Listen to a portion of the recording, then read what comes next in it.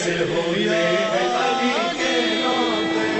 वक्त पर वक्त की रफ्तार बदल देते हैं, फितरते खंजर तलवार बदल देते हैं। दर पर लहजाए गुफ्तार बदल देते हैं, जेर खंजर भी सदा देते हैं हैदर हैदर। ऐसे होते हैं अली के नाम पे, ऐसे होते हैं अली के नाम पे, ऐसे होते हैं अली के नाम पे। तुमने मौला की मोहब्बत का नजारा देखा, लश्करे कुफ्र ज्यादा था मगर हार गया।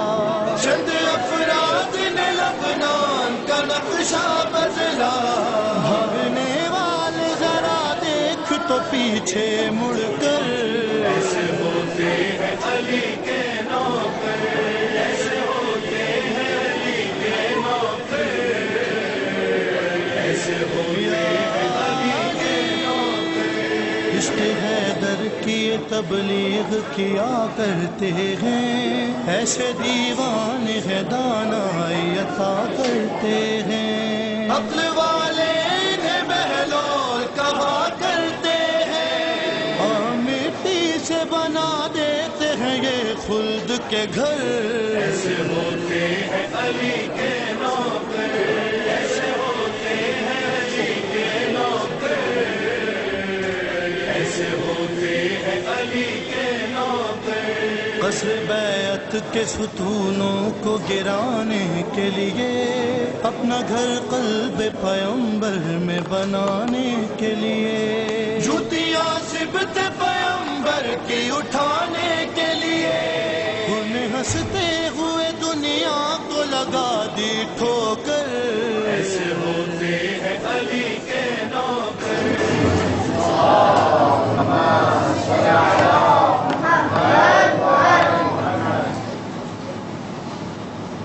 Je ne sais pas s'il faudrait que je parle en français ou en bouddhati, ou est-ce que je me ferai plus comprendre. Donc bienvenue à tout le monde. Merci tout d'abord d'être venus d'aussi loin pour nous honorer de votre présence, que ce soit les jeunes filles ou les jeunes garçons qui sont présents. Je n'oublierai pas nos invités, bien sûr, et les membres du FIT qui sont là. La présence du CDJ qui me flatte. Presque. Je sais que vous avez commencé très tôt ce matin. Je peux vous garantir une chose, c'est que vous n'allez pas finir très tôt non plus. Hein. On va finir assez tard, Inch'Allah à 17h. Je vous dis à peu près le programme qu'on vous réserve pour aujourd'hui.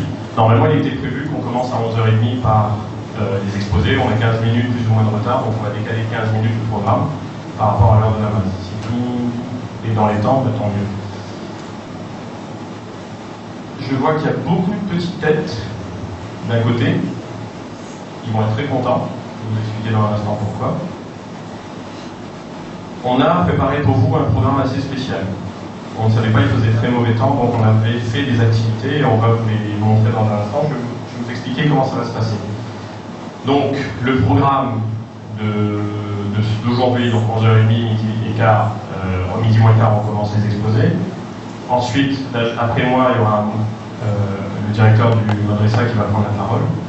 Après lui, il y aura différentes personnes qui vont intervenir, donc que je vais appeler au fur et à mesure au micro. A priori que des filles. Ça démontre encore une fois de plus, les garçons, que vous avez beaucoup d'efforts à faire pour la prise de parole et que les filles sont effectivement plus intelligentes que nous. À moins que je me trompe, il n'y a pas un seul garçon. Enfin, si, il y en a un peut-être. Enfin, par nous deux, voilà, on ne fait pas le tour. 1, 2, 3, 4, 5, 6 filles. Une fois le namaz terminé, on va se diriger vers le hall pour les garçons et à l'intérieur de cette salle pour les jeunes filles, où un niaz vous sera offert. Après le niaz, Inch'Allah, on va faire le programme de la bourse aux livres. On va voir à peu près avec le directeur combien de livres, on va répartir en fonction des élèves, etc. Vous aurez tous un sachet. Désolé pour les garçons, c'est des sachets roses. On était sûr qu'il y aurait plus de filles, donc on n'avait fait que des sachets roses. Et il y aura un feutre. À chaque fois que vous allez prendre vos livres, vous allez faire le tour des tables. Une fois que vous aurez choisi vos livres, vous écrirez ou vous demanderez à quelqu'un d'écrire pour vous sur le sachet votre nom, et les sachets seront stockés à un endroit qu'on vous dira.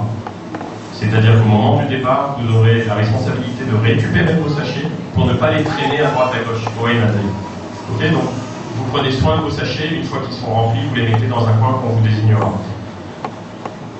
Une fois la bourse solide terminée, il y aura des activités dont je vous énumère la liste vite fait. Alors, pour les plus grands, on va dire s'il y a du 15-16 ans dans la salle, il y a une chasse au trésor avec des indices qui sont un peu dissimulés un peu partout. Ça peut être derrière des rideaux, ça peut être derrière un mini-bol, ça peut être sous un tapis, sauf les WC, je me suis renseigné, ils n'ont pas mis. Donc, la responsable pour cette histoire, c'est Silica, si elle peut lever la main, que tout le monde la repère. Bon, ben, elle fait partie de la chasse au trésor, il faut la trouver.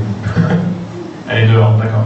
Donc, Silica, on vous dira tout à l'heure. Donc, 15-16 ans, on peut avoir 5 groupes de 2 chez les garçons, 5 groupes de 2 chez les filles, ou 5 groupes de 3 et 5 groupes de 3 chez les filles.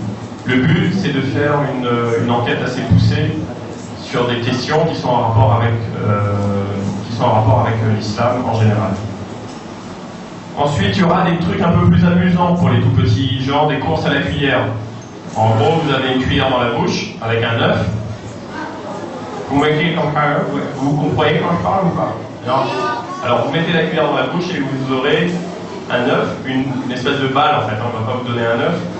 Donc, on va mettre la balle et vous aurez une course qui va avoir lieu là où on mange. Donc, repérez bien les lieux là où on mange. À gauche, sur le mur, il y aura la course à la cuillère. Mais Ferid, qui est là-bas, au fond, là, celui qui fait des grands signes. Donc le jeune homme au fond, c'est lui qui sera responsable de la course à la cuillère. Ça sera des groupes de... Anila est là, je sais pas. Des groupes de 4, voilà. On va faire passer 4 garçons, 4 filles, et ainsi de suite.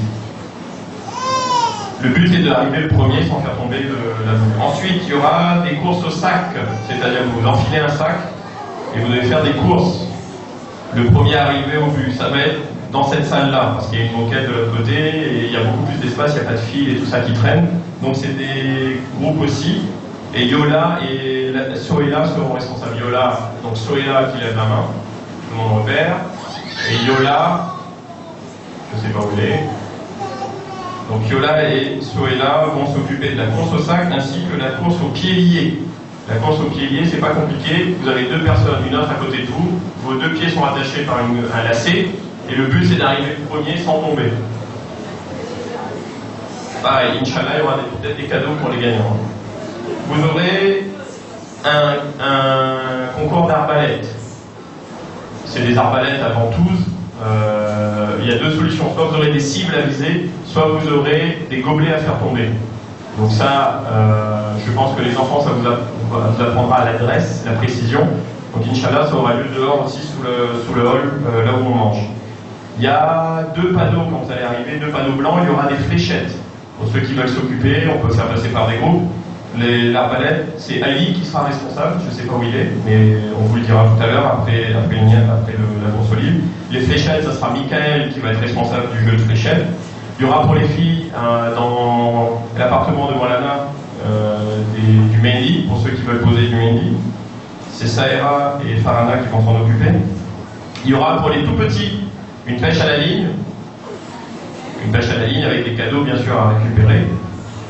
Il y aura un jeu assez marrant qui s'appelle goûter les yeux bandés. Vous aurez 6 plats, 6 personnes, et vous aurez à goûter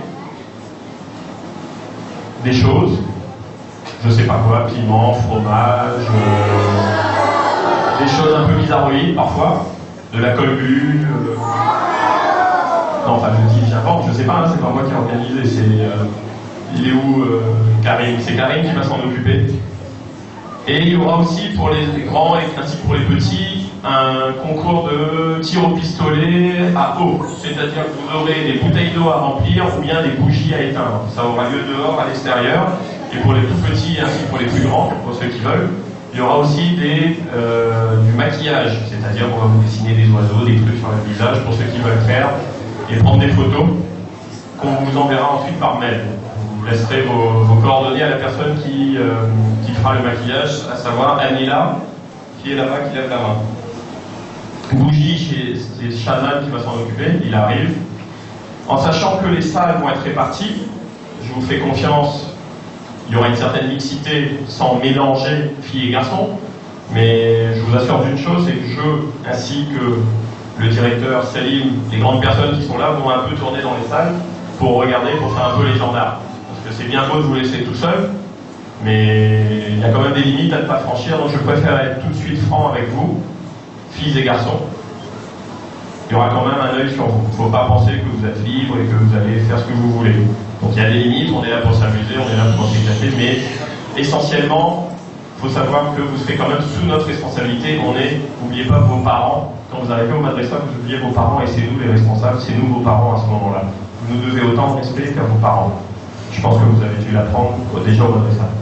Je suis content de vous voir parce que vous êtes venus pour un objectif qui est tout simple, la lecture.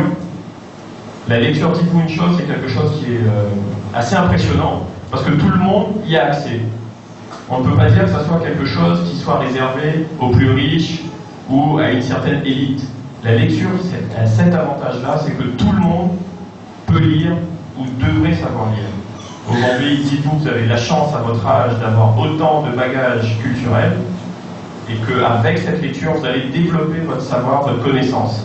Pour les enfants, pour les tout petits qui m'écoutent, je vais vous montrer une affiche d'un film que j'ai regardé avec mes enfants il y a 2 jours. Il s'agit d'une histoire assez extraordinaire, c'est celle du docteur Carson, qui existe vraiment, qui est un noir américain. Je ne suis pas raciste quand je dis noir américain, c'est comme ça qu'on les désigne, les blacks. C'est quelqu'un qui a évolué depuis les années 50, qui était urban, qui était bête, mais qui a su développer grâce à sa mère une faculté. Et cette faculté a fait qu'aujourd'hui, c'est le plus grand chirurgien au monde des opérations de cerveau. Et tout ça, pourquoi? Grâce à la lecture, mais pas seulement comme ça. C'est-à-dire que sa maman, je vous montre juste l'affiche, hein, pour que vous ayez une idée de, si vous avez l'occasion de le prendre à la bibliothèque. C'est celui-là, je ne sais pas s'il arrive. Ça s'appelle Gifted Hands, ou en anglais, en français, ça serait l'homme aux mains d'or, si vous voulez. Cette personne, bon là c'est le comment on appelle ça, l'acteur Cuba Gooding Jr., mais la personne existe vraiment. Si vous me laissez 2 secondes, je vous trouve la photo du docteur. Vous êtes là quelque part. C'est lui. Si elle arrive jusqu'à chez vous. Il vous paraît jusqu'à chez vous. Ça va compliqué.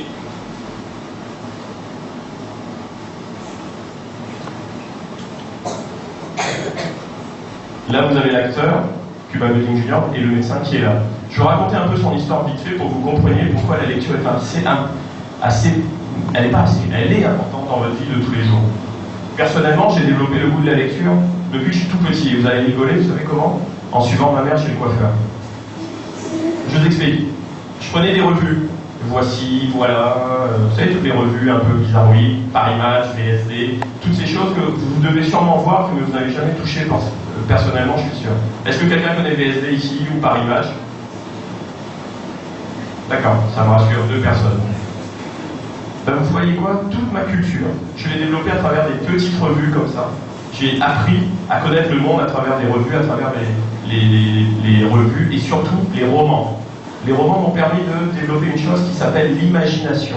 Est-ce qu'aujourd'hui, quelqu'un saurait ce que c'est que l'imagination?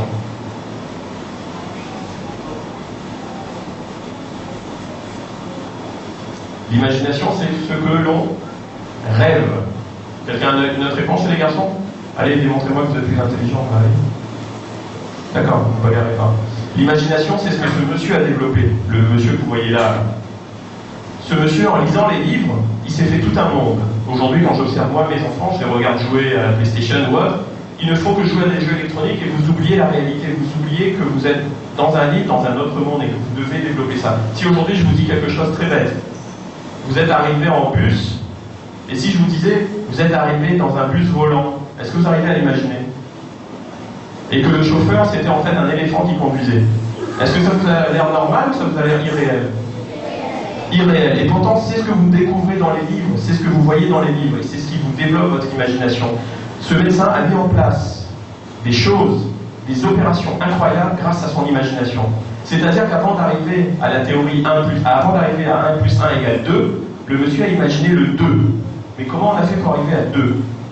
Et ce 1 plus 1, il va le démontrer. Mais il a fallu, dans ce film, il est arrivé sur un cas bien précis, il a développé sa connaissance, il était très nerveux étant jeune, il a canalisé, attention, une chose importante, et il faisait sa prière régulièrement, il allait à l'église régulièrement, il écoutait les prêches de son prêtre, et à chaque fois qu'il faisait une opération, il demandait l'aide du bon Dieu. Il disait, oh mon Seigneur, aide-moi à m'en sortir. Sa colère, il la maîtrisait à partir de là.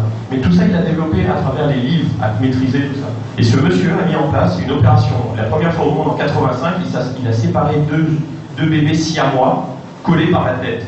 Je n'ai pas envie de vous montrer les photos, vous allez être affolés. Les deux bébés étaient collés par la tête.